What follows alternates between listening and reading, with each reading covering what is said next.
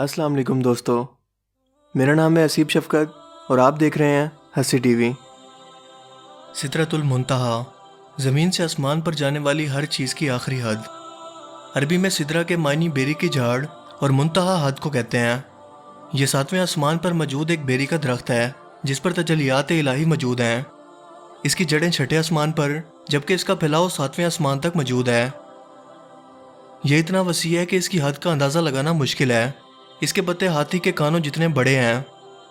تمام مخلوقات اور فرشتوں کے لیے یہ ایک مقررہ حد ہے جس کے آگے جنت اور پھر اس سے آگے اللہ تعالیٰ کے نور کا جلوہ موجود ہے۔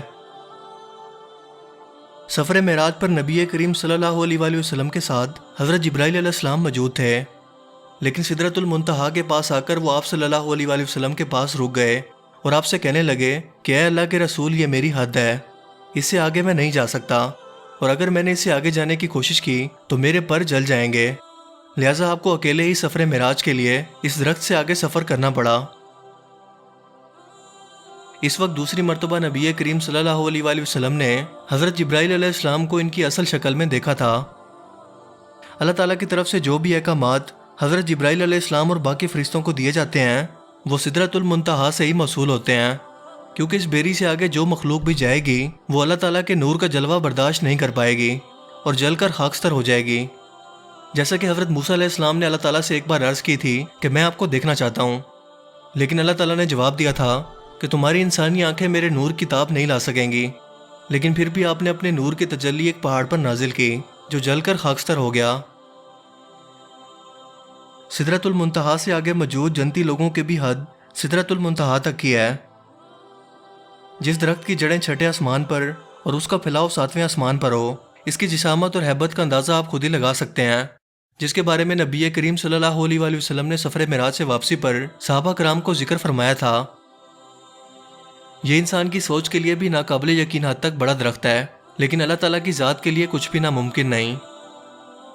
ساتوں آسمانوں میں بھی داخل ہونے کے لیے دروازے موجود ہیں، کیونکہ اللہ تعالیٰ نے طے بطے 7 آسمان بنائے ہیں اور ان 7 آسمانوں کے اوپر جنت موجود ہے اور اس کے اوپر اللہ تعالیٰ کا عرش موجود ہے۔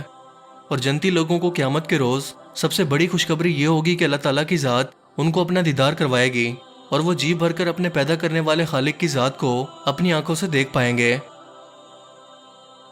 عبداللہ ابن عباس رضی اللہ تعالیٰ عنہ فرماتے ہیں کہ ایک دن حضرت جبرائیل علیہ السلام حضور پاک صلی اللہ علیہ وآلہ وسلم کے پاس بیٹھے تھے کہ اتنے میں آپ کے اوپر سے دروازہ کھلنے کی آواز آئی۔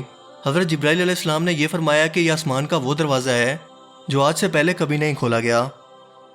اسی دوران اس سے ایک فرشتہ نیچے اترتا ہے۔ آپ نے فرمایا کہ یہ وہ فرشتہ ہے جو آج آسمان سے اترا ہے۔ پھر اس فرشتے نے سلام کیا اور آپ صلی اللہ علیہ وآلہ وسلم سے مخاطب ہو کر کہنے لگا کہ آپ کو 2 نوروں کی خوشخبری ہو جو آپ کو عطا کیے گئے ہیں، ایک سورہ فاتحہ اور دوسری سورہ بقرہ کی آخری 2 آیات۔ اللہ تعالیٰ ہمیں بھی ان لوگوں میں شامل فرمائے جو بالآخر اپنی ابدی زندگی میں اپنے خالق کا دیدار کریں گے، آمین۔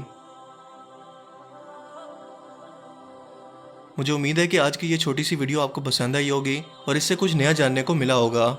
اگر آپ کو یہ ویڈیو اچھا لگا تو اسے لائک کیجیے اور مزید اس طرح کی انفارمیٹیو ویڈیوز کے لیے اس چینل کو ضرور سبسکرائب کریں۔ اب میں ملوں گا آپ کو ایک نئی انٹرسٹنگ ویڈیو میں، تب تک کے لیے اپنا بہت سا خیال رکھیے گا۔ Thanks for watching this video. اللہ حافظ۔